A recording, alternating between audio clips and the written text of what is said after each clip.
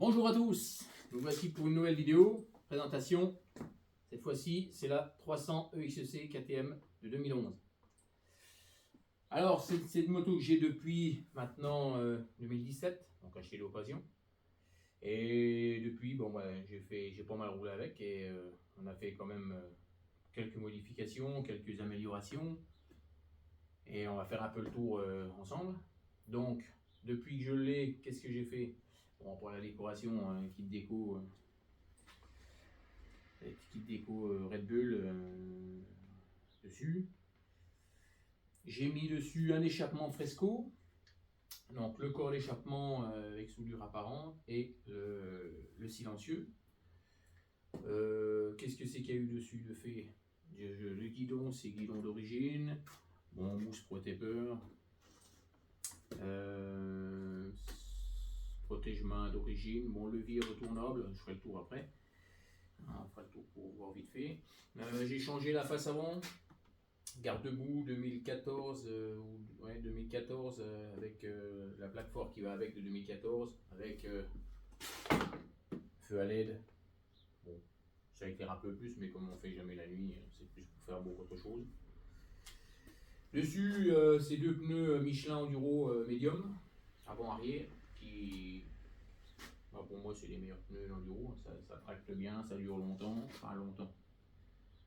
Non. Ce qu'il y a, c'est que ça a du grip, même quand il est pas mal usé, il garde du grip. Donc il est quand même pas mal.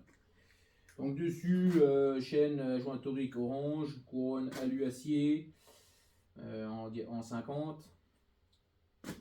Bon, le guide chaîne orange, cale-pied plus large orange anodisé. Pareil pour l'embout de sélecteur de vitesse. Un sabot moteur. Alors c'est un sabot moteur acheté sur AliExpress que j'ai adapté dessus et qui, ça va, quelques petites modifs au niveau de l'échappement, mais sinon ça se fixe dessus. Bon, l'échappement m'a donné pas mal, enfin, j'ai trouvé que le caractère moteur était pas mal avec l'échappement là. Au-dessus, c'est un FMF d'origine, à force, il était bosselé, fissuré, plié, donc j'ai changé, et quand j'ai changé, j'ai opté pour celui-ci. Le son de la cartouche est pas mal aussi, ça allonge pas mal, ça fait pas trop de bruit, c'est sympa.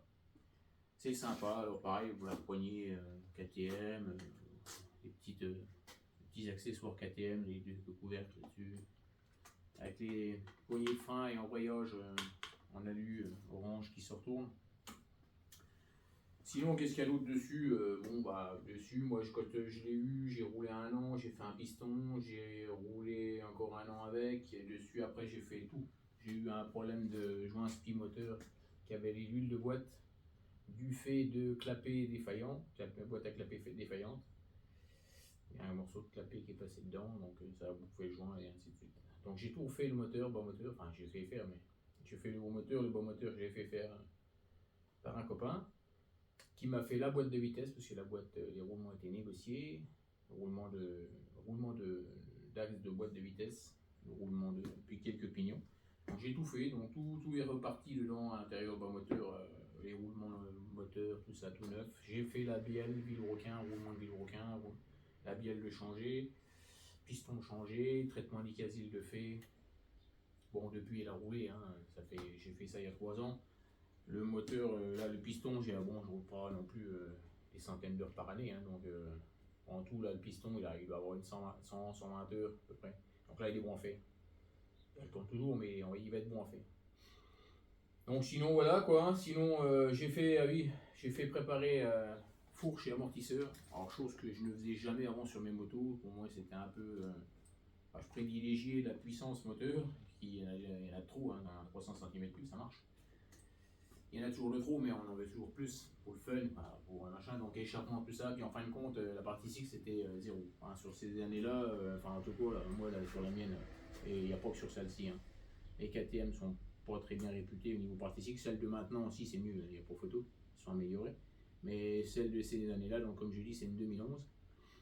La fourche, ça devenait 0. J'ai pris des gamelles avec pour rien. C'était. Changer l'ornière, c'était quasiment impossible. C'était la gamelle assurée, surtout quand c'était grand. Donc non, j'ai fait préparer la fourche, croyant que ça allait être un peu du bluff, et non, finalement, s'il y a des sous à mettre, c'est là-dedans. Fourche, amortisseur. Alors, j'ai fait la fourche en premier, j'ai vu un réel changement, la moto, plus rien à voir, j'ai repris confiance en la moto, j'ai pu rerouler progressivement, parce qu'au début, on a toujours les habitudes d'avant, hein, et puis ça va pas bien, donc on a toujours un peu peur, mais après, l'appréhension partie, taper dedans, dans les trous, dans les racines, dans les caillasses, ça bouge pas, c'est le top, le top. Donc moi je l'ai fait chez Royal Suspension, après il y a d'autres préparateurs, hein. Moi c'est chez Royal Suspension à Pont-à-Mousson, il y en a d'autres, hein. Il y en a qui disent que lui c'est pas bien, d'autres c'est extra, moi je m'en plains pas, pour moi c'est le top. Donc un mois après, alors, il m'avait préconisé de faire l'amortisseur, financement, hein, j'avais pas trop la thune, ça me faisait chier, l'amortisseur était bon, puis finalement un mois après l'amortisseur lâche. Donc comme ça j'ai été obligé de faire l'amortisseur avec. Et donc du coup, j'ai la moto qui est accordée, fourche amortisseur, tout va bien, et ça tracte bien, ça motrice. Avant à 100 sur les chemins jaunes, hein, sur un chemin jaune à 100, la moto guidonnait à mort, c'était inconduisible, on se faisait des frayeurs. À 100, ça monte à 140, 145. Donc non, depuis maintenant, c'est un régal. C'est un régal. Donc s'il y a quelque chose à faire avant de faire quoi que ce soit, d'autres personnes vous le diront, des mecs qui font du cross ou de l'enduro en compétition, ou même pas, même sans faire de la compétition, je fais pas de compétition. La fourche amortisseur, c'est des choses à faire en premier. S'il y a quelque chose à faire sur une moto, c'est ça. C'est surtout si on sent que ça va pas, qu'on est... Après, quand on n'est pas bon, on n'est pas bon, mais je veux dire, quand ça va pas, qu'on se casse la gueule alors que d'une autre marque de moto, on se sent bien dessus, c'est qu'il y a quelque chose qui va pas. Les KTM, moi, ce que je leur reproche, c'est leur partie cycle, enfin, fourche amortisseur d'origine, sur les années là, c'est pas terrible. Celles de maintenant, elles sont vachement plus souples, plus confortables. Alors, il y en a qui vont se plaindre parce que c'est trop confortable, trop souple, et puis du coup. Mais bon, moi je trouve que c'est pas mal. Celle de maintenant, c'est pas mal. Mais celle des années là, c'était 0 et encore avant, c'est un copie. Hein. Donc il y a une chose à faire, c'est fourche amortisseur à préparer. C'est un petit billet, j'en ai pour 500 balles, les fourches amortisseurs. Mais alors c'est jouer la nuit. C'est même moins dangereux, c'est moins casse-gueule, on se fait moins peur. Moi le dimanche j'y vais, je prends un plaisir fou à rouler maintenant. Là je suis en arrêt, je peux pas rouler, mais quand je vais rouler le dimanche avec les frangins, les copains, tout ça, c'est un régal. Bien que c'est une moto qui maintenant a 13 ans, ouais, on est 2023, 2011, donc elle a 13 ans. Franchement, quand j'essaie des nouveautés, c'est sympa, tout tombe bien, enfin, ça va bien, les leviers, tout ça. Et encore que quand c'est bien entretenu, ça marche très bien aussi. Mais franchement, j'hésite à reprendre une nouvelle en injection, mais il paraît que l'agnac du 2 temps n'est plus vraiment là, donc ça me fait un peu peur. J'aime bien celle à carbu, donc celle-là, elle risque de rester dans le garage encore longtemps. On va lui faire un piston cette année. Je ferai peut-être une vidéo pour comment démonter un piston, comment changer. On verra ça. Quand ça ira un peu mieux. Donc voilà, donc moi une très très bonne moto. Sinon depuis que j'ai fait ça, j'ai plus envie de la changer. Je voulais la changer hein, quand je me suis cassé la gueule. D'ailleurs je me suis fait mal l'épaule, je me suis fait opérer de l'épaule, c'est pas pour rien. Hein. À mon avis c'est dû à ça. Ça remonte à il y a 3-4 ans, mais 3 ans. Mais quand même, l'épaule a pris un coup le jour-là. Donc depuis maintenant je prends plaisir à rouler. Il n'y a pas photo, c'est le top. Pour moi c'est une bonne moto. Enfin, il y a d'autres bonnes motos, mais c'est une bonne moto avec une bonne puissance. Je dis, hein, je tire la bourre, mon frère 2017, on se tire la bourre, ça se tient, c'est kiff kiff. Lui, il va avoir peut-être un petit peu plus de couple, encore que, mais sinon, un petit peu plus de couple. Enfin, il tient un peu plus la puissance en haut. Mais après, il n'y a pas le même échappement que moi, donc c'est des réglages différents. Pas la même carburation non plus. Mais je veux dire, ça se vaut. Quand on se tient la bourre, on se tient. Même on fait des départs arrêtés, on se tient.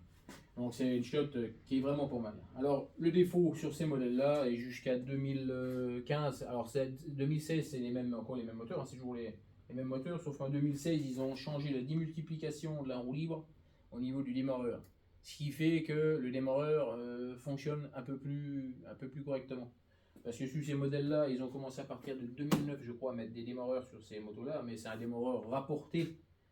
Hein, qui n'est pas normalement, maintenant c'est dans le moteur, c'est intégré, intégré dans les carters moteurs, c'est intégré le démarreur. Alors que là, c'est une pièce rapportée autour de l'allumage du volant moteur et tout ça, qui fait que c'est entre guillemets de la merde. C'est de la merde tout neuf. Là, le démarreur est neuf, la roue libre est neuf, le pignon est neuf. J'ai mis une batterie neuve, ça a démarré 3, 4 fois, 5 fois, c'est fini, ça démarre plus. Là, je peux appuyer sur le bouton. Clac, clac, clac. Il manque du jus. Je mets les pinces sur le... Je sais pas si on va le voir, mais sur l'appareil là, hein, c'est un truc de charge, un maintien de charge et qui recharge. Je mets ça dessus, ça démarre. Donc il manque de l'ampérage dans la batterie, il faudra en mettre une plus grosse, mais après elle tient plus dans la boîte. Et puis voilà, si vous mettez une batterie de camion pour démarrer la moto, c'est pas l'idéal. Donc le kick, hein. Il y a un kick, donc on kick. Alors, des fois c'est emmerdant hein, quand je vois les frangins ou là pour les copains qui, quand on fait un départ arrêté ou quand on est dans les singles ou dans les trucs techniques dans une côte ou c'est qu'on n'a pas la possibilité de mettre le pied pour se tenir et puis qu'il faut kicker en même temps, c'est vraiment le bordel, le petit démarrage, donc ça va bien. C'est vrai que c'est sympa, donc c'est le truc qui me fait un peu chier. Donc j'avais refait tout à neuf l'année dernière pour que ça marche et puis ça a marché 3 fois et ça marchait plus. Alors j'ai essayé de voir pour trouver une batterie un peu plus puissante pour que ça claque un peu. Alors j'ai vu qu'après, hein, l'histoire de la 2016, c'est vraiment la dernière année avec ce démarreur-là. Ils ont changé, donc je disais la roue libre, ils ont fait une démultiplication un peu plus... c'est un peu mieux démultiplié, donc la batterie a moins besoin de force, le démarreur a moins besoin de forcer, de tirer sur la batterie. Ça fonctionne mieux. Le problème, c'est que je m'en suis aperçu une fois que j'ai commandé les pièces. Donc je n'allais pas recommander. Le pignon, il vaut 45 balles et la roue libre, 110 balles. Fait 160 balles pour que c'est peut-être pas forcément sûr que ça marche mieux. Normalement oui, mais c'est pas du 100%. Donc bon, hein, il y a d'autres choses à foutre en l'air, des ronds, ailleurs que là-dedans. Il y a un kick, ça démarre. Donc voilà, voilà le tour. Donc dessus, disque à pétale avant, arrière. Alors, j'ai remis des petits trucs, les petits trucs analysés à droite à gauche. Il y en a qui vont dire que ça fait un peu tuning, machin. Bon, on aime bien, ça fait plaisir. Bon, c'est des conneries, c'est des petites babioles qui viennent de droite et de gauche, sur Ali ou autre chose, ou même chez KTM. Hein. Chez KTM, il est vendeur de trucs. Donc voilà, donc on va faire un petit tour avec la caméra de plus près. Alors j'espère que le son va marcher bien parce que quand moi je filme et que je regarde sur mon téléphone après, le son il est nickel, mais quand on met sur YouTube, le son il est pas terrible, on n'entend rien il paraît. Moi sur mon téléphone j'entends, mais il paraît qu'on n'entend rien. Donc voilà. Ah oui, j'ai mis une V-Force 4 dessus. Parce que la 3 c'est de la merde, d'origine c'est une V-Force 3, mais les clapets, la boîte elle se déforme, les clapets partent en vrac au fur et à mesure, c'est de la merde. Donc là la couronne, alors la couronne alu acier qui est en 50, j'ai mis le petit truc là, l'étendeur de roue, anodisé, des petites babionneries quoi. Bon, comme je disais, hein, disque à pétale, bon là il va être bon à faire. Il commence à être pas mal usé. Protection de disque, anodisé que j'ai remis en dessous. Là j'ai remis une réhausse. Alors ça fait tuning, mais c'est surtout que ça au niveau freinage, à force de freiner, moi je suis un petit peu trop du frein arrière. Je freine un peu trop du frein arrière et donc le frein a tendance à chauffer. Hein, et quand ça chauffe, et ben après il n'y a plus de frein. Hein, ça fait de l'émulsion dans le liquide, il bout à l'intérieur et puis du coup ça fait des bulles d'air et donc du coup il n'y a plus de frein, il faut attendre que ça refroidisse. Donc sur certaines courses ou même quand on roule pas mal avec les copains, qu'on se tire un peu des fois, ça peut arriver que machin. Et donc avec ça permet de remettre un peu plus de liquide, ça refroidit mieux et ça permet de moins le faire. Il y a moins d'émulsion, il y a moins de problèmes. Donc cale-pied, embout de frein, le sabot moteur, le petit pot fresco. Bon, qui a déjà pris 2-3 pains, hein, on l'a déjà redressé un petit peu. On a déjà un petit peu redressé, machin. Je vais lui remettre un coup de chalumeau pour faire ressortir les soudures bien comme il faut. Je vais le brosser complet. Et puis je referai faire ressortir toutes les soudures pour que ça fasse un peu usine. Donc voilà quoi. Alors voilà quoi, j'aime bien dire voilà quoi. Hein. Alors ça c'est les leviers. Levier en alu, retournable. Ça c'est pas mal quand on se casse la gueule, ça évite que ça pète à chaque fois. Les petits trucs analysés là. Bon. Alors pour le fort à LED, bon ça c'est AliExpress. Hein. C'est pour ça qu'il y a de la merde qui passe dedans. Hein. C'est pas au bout d'un certain lavage, il y a de la merde qui passe dedans. En fourche comme je disais, un Royal suspension préparé.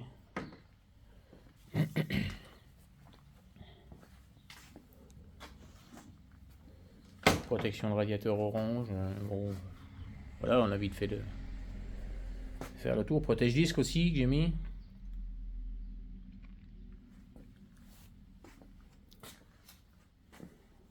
Voilà quoi, le poste de pilotage.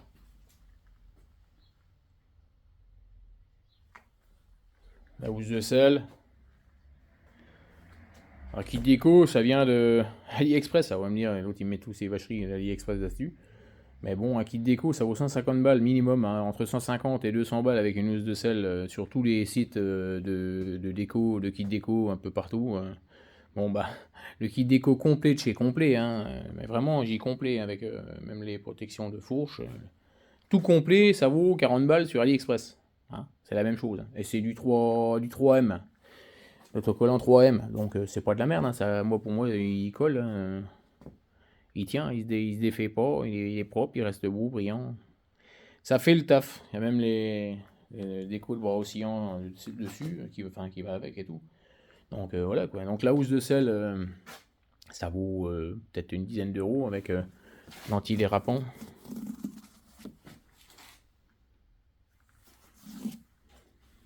La couleur qu'on veut, on peut choisir toutes les couleurs qu'on veut. Donc, moi j'ai remis la couleur là, machin. Moi, j'en ai une en robe avec un bleu un petit peu plus foncé. Donc voilà. Alors, je vais essayer de faire un petit démarrage, vous faire écouter ça. Alors, je vais me mettre en condition, je vous reviens tout de suite. Ah, ça y est, elle a démarré. Ah, 2 coups de kick, hein. Coup de starter, 2 coups de kick, ça démarre. Vous voyez, feu à LED.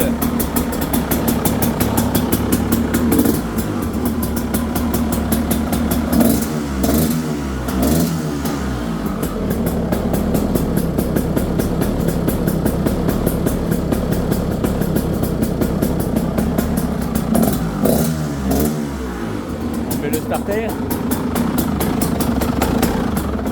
Ah, calé. Le starter, elle a calé. Ça fume, elle n'a pas démarré depuis 6 mois, donc ça démarre quand même bien. Ça démarre pas mal. Bon, il y a un petit nuage de fumée là-bas. On va ouvrir la porte parce que là, on va crever.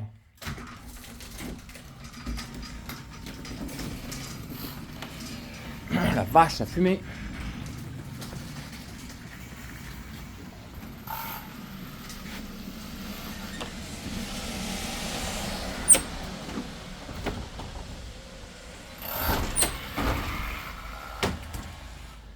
Donc voilà. Alors j'espère que ça vous a plu. J'espère que la petite vidéo vous a plu. Présentation, la catoche. Donc ça c'est la moto qui sert à faire les sorties le dimanche matin avec les copains, les frangins, tout ça. Et c'est pas mal. Moi je dis ceux qui veulent faire de l'enduro, qui veulent s'y mettre, c'est une bonne moto, ça a du couple, un vrai tracteur. Quand on tourne la poignée, il y a de la gouache. Ça marche pas mal.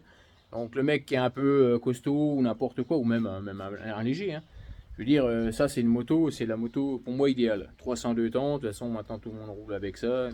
Les 250 sont un petit peu mis de côté, mais ça marche aussi bien. Hein.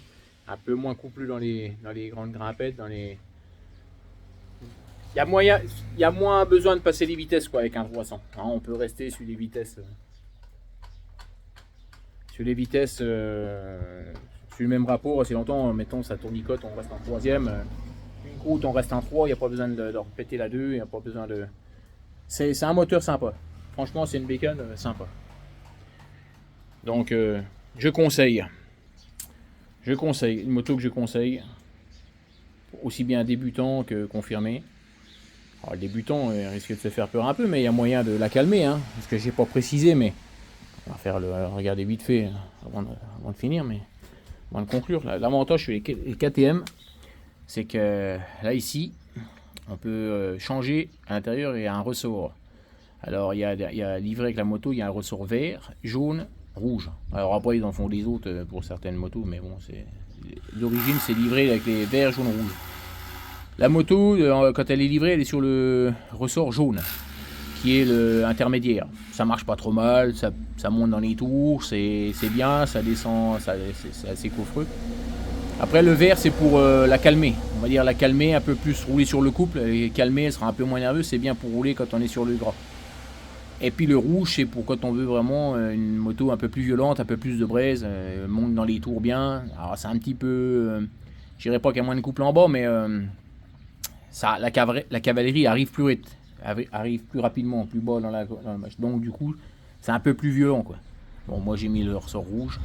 Après c'est pareil, normalement ils disent de pas toucher hein, au petit truc carré, la petite vis carrée. Moi je l'ai desserré un petit poil parce que sinon d'origine elle est un petit peu plus serrée, enfin un peu plus profond, une paire de tours en plus. Ce qui fait que bah, je trouve que c'est pas assez réactif. Là je l'ai ouvert de manière à ce que bah, dès que je mets les gaz, ça part, ça marche.